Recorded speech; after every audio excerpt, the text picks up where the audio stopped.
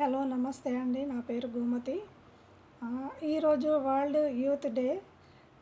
Youth అందరికీ నా తరపున అందరికీ శుభాకాంక్షలు. ఈరోజు వివేకానందుడి జయంతి కూడా. వివేకానందుడి ఆశయాలకు అనుగుణంగా వివేకానందుని కూడా అందరం స్మరించుకుందాం ఒకసారి.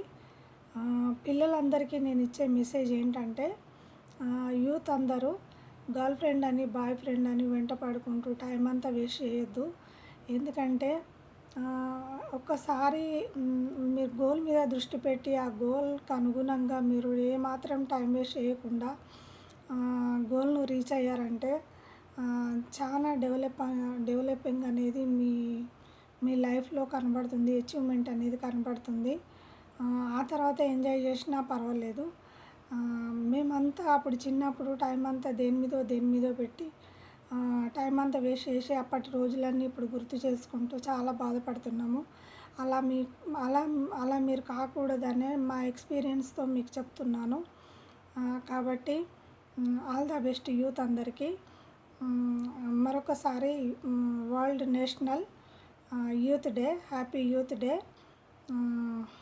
మన